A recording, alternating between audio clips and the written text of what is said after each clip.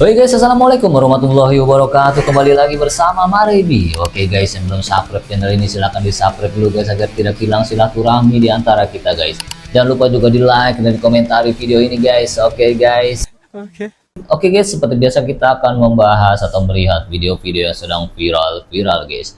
Dan kali ini adalah yang viral adalah ketika bapak-bapak membawa anaknya ke puskesmas dan ditolak oleh puskesmas. Alasan mereka adalah mungkin karena si bapak ini mendaftar kesiangan atau kesorean. Dan kita saksikan nanti ketika petugas dari puskesmas ini sepertinya meremehkan.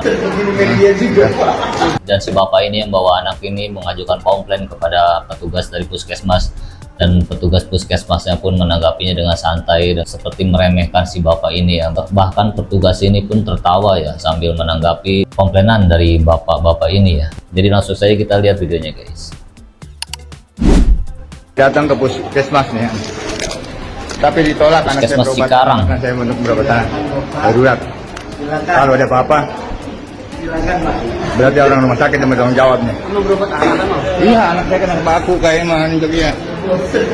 Dia juga. Coba tolong Iya, saya minta darurat periksa sama seorang selipin ya. Sepertinya nggak menanggapi, sepertinya nggak peduli tentang kesulitan dari bapaknya tersebut ya.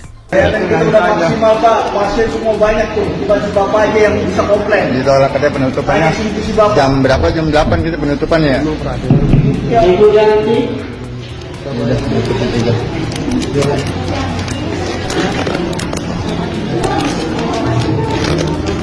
Ini anak sayanya nih, ditolak mau berobat ini. Iya, kita berobat ke rumah sakit ditolak.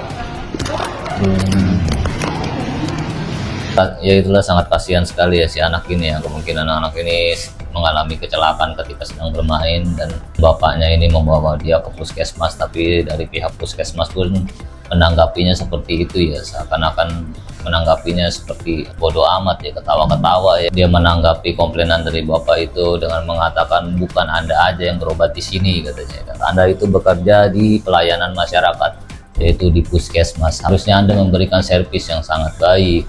Walaupun tidak mampu Anda untuk mengobati atau menangani anak tersebut, ya tanggapilah dengan sopan, dengan baik, karena Anda adalah pelayan masyarakat. Jadi apapun yang menyangkut masyarakat, Anda itu harus bersikap sopan, tidak meremehkan. Kalau Anda seperti ini, Anda nggak pantas kerja di situ. Anda itu nggak pantas untuk kerja di pelayanan masyarakat. Masyarakat itu bos, masyarakat itu adalah raja. Jadi jangan anggap masyarakat itu sepele. Walaupun hanya bapak ini, coba tolong tanggapi dengan baik, ya kan, kasih solusi yang baik, kasih solusi yang bisa menenangkan bapak ini ketika dia kena musibah.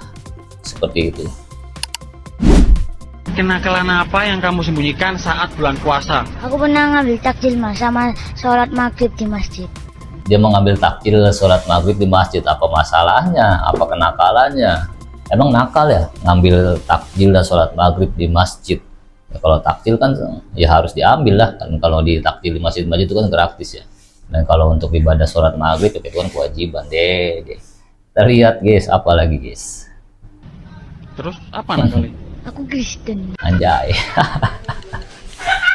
Atau dia Kristen guys. Jadi level dari kenakalan seorang Kristen adalah mengambil takjil dan sholat di masjid. Itu memang bener-bener nakal sih guys. Kalau emak lu tahu lu begitu, abis lu dia ajar sama emak lu. Tapi sebenarnya nggak masalah juga sih, takjil kan memang harus dimakan, harus diambil ya. Kalau memang si bocil ini mau sholat maghrib, ya silakan sholat maghrib ya kan, nggak ada larangan kan, nggak ada masalah.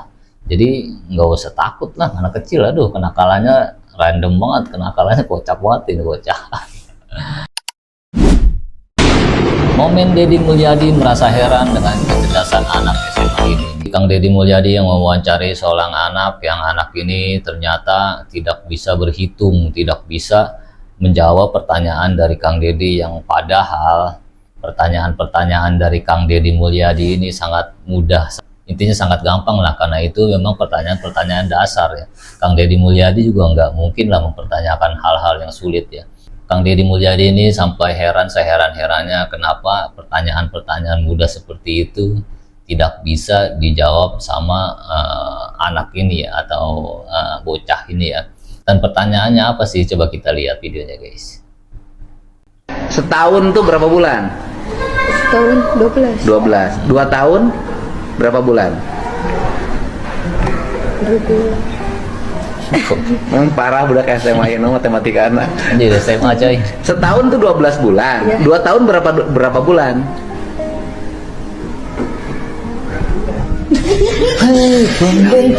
Cicing ini kan logi anak-anak matematika kadang itu kan parah emang.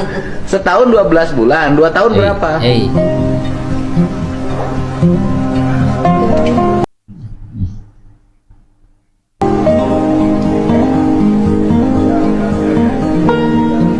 Buat SMA Cibatu, latih anak-anak sekolahnya berhitung dengan baik. Sorry. Setahun 12, 2 tahun sabaraha. Dan memang ayeuna budak ayeuna mah kieu rata. Emang tidak jarang ngitung aya HP.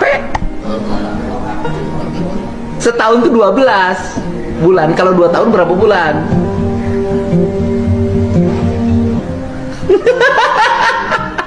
Dua tahun berapa bulan? Logikanya nggak jalan. Berarti 2 tahun itu adalah 12 kali 2. 12 kali 2 berapa? Kayak kalkulator sama neng, oke HP gitu. Emang parah SMA itu ya.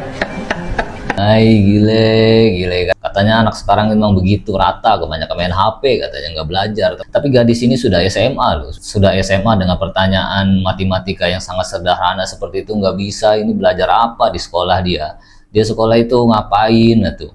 Lu berangkat sekolah dari rumah, ya kan, dari rumah berangkat sekolah, terus sekolah lu ngapain? Lu belajar enggak? Atau malah di sekolah ngapain? Main atau main HP atau gimana? Nih gurunya malu banget nih.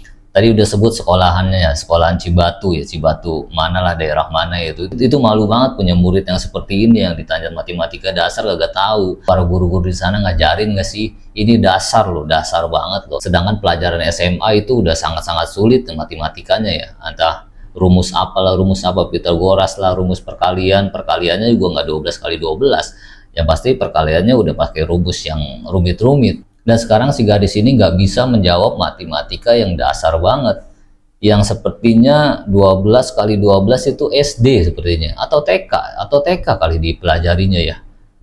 Wow, Indonesia emas bos. Ini Indonesia emas apa jadi kayak gini? 2045 Indonesia emas terjadi kah? Hah? Lebih baik jujur daripada pura-pura pelajaran buat yang lain, karena ini sering terjadi. Apa itu susu nempel? Maksudnya apa ini? Iya, susu. Ada dulu.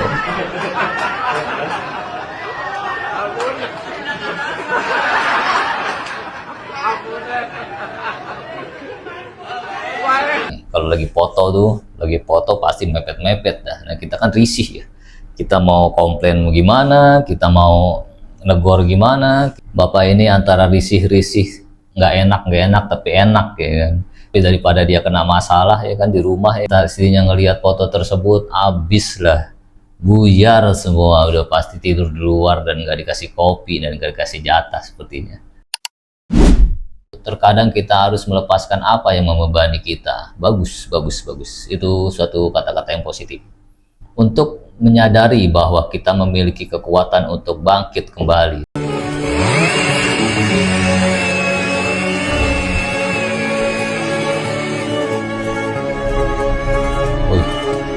Berdiri cok, bisa berdiri. Oh yeah, wow, keren. Memang captionnya bagus ya, captionnya sangat bagus. Terkadang kita harus melepaskan apa yang membebani kita untuk menyadari bahwa kita memiliki kekuatan untuk bangkit kembali. Tapi kita itu nggak bisa melepaskan sesuatu tanpa bantuan dari orang lain misalnya kan. Kalau tanpa orang lain, nah seperti video ini, kalau tanpa ada bapak-bapak yang memotong kayu tersebut, nggak mungkin dia bisa bangkit. Ketika ras terkuat di bumi dalam mode profesional, endingnya bikin netizen geleng-geleng. Wow, netizen geleng-geleng.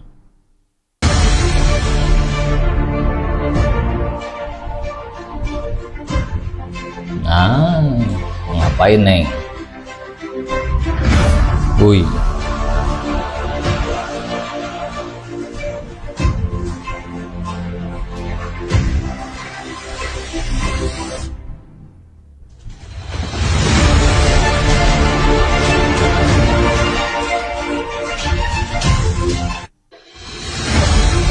Anjir, kelas si ibu ini memang kalau masalah duit pasti matanya tajam ya, padahal kita nggak menyangka kalau di bawah ban itu ada duit. Kita menyangkanya kalau si ibu ini negatif thinking aja ya, si ibu ini mau nyolong motor nih kayaknya nih.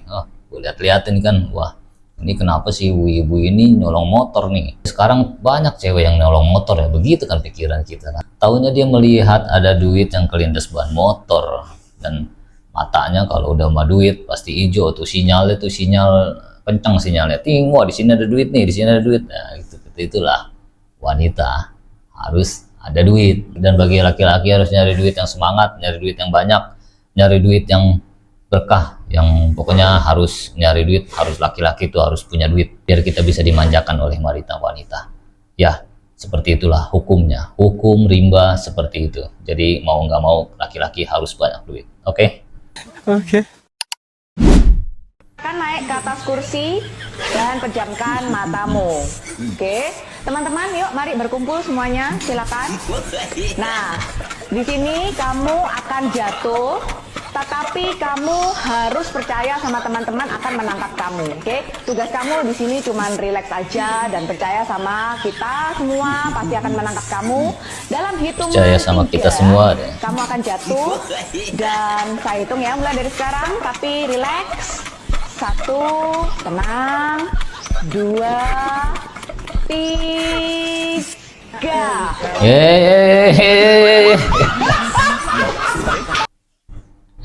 Ini salah konsep nih, harusnya di briefing dulu lu mau jatuh kemana, lu ke depan apa ke belakang. Ini juga si ibunya juga main yakinin aja sih. Yang penting yakin, lu harus yakin lu jatuh pasti akan ditangkap. Tapi nyatanya apa? Yang memang miskomunikasi itu sangat berbahaya nih. Dari video ini kita belajar komunikasi, dan harus saling komunikasi itu penting. Jadi harus di briefing dulu nih, seperti ini, seperti ini. Nanti lu berdiri jatuhnya ke belakang ya, jangan ke depan. Harus komunikasi apapun itu. Oke? Kenapa disiram nih, Jo? Bus, kesel lah, kesel cok.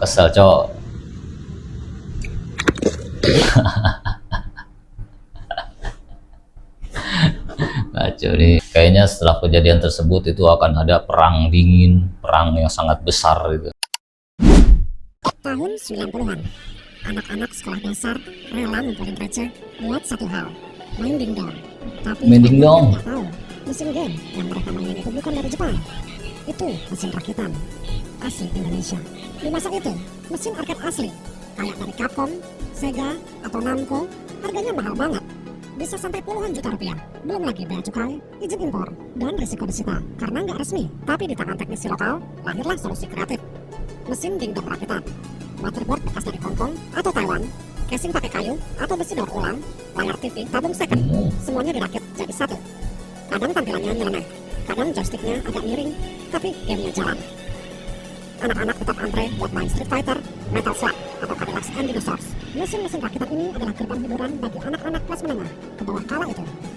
Karena tanpa mesin-mesin ini, gemerlapnya game-game arcade hanya bisa dinikmati oleh segelintir anak-anak kelas menengah ke atas di ibu kota saja. Wow, ternyata dingdong itu buatan Indonesia ya, mungkin restorasi ya. Mungkin limbah-limbah dari Jepang dikirim ke Indonesia dan direstorasi oleh teknisi-teknisi Indonesia. Dan gue juga baru tahu sih dingdong ini rakitan atau buatan dari Indonesia. Dulu gue pernah main dingdong waktu kecil banget lah itu. Yang gue tahu itu dingdong itu memang langsung diimpor dari Jepang atau dari negara mana. Yang pasti dingdong ini setahu kita adalah buatan orang luar. Tapi ternyata dingdong ini adalah hasil restorasi dari teknisi-teknisi Indonesia. Oke guys, gitu aja guys videonya guys. Jangan lupa juga di like ya. Jangan lupa di komentari apa pendapat anda guys. Kita kembali lagi di video berikutnya guys. Go!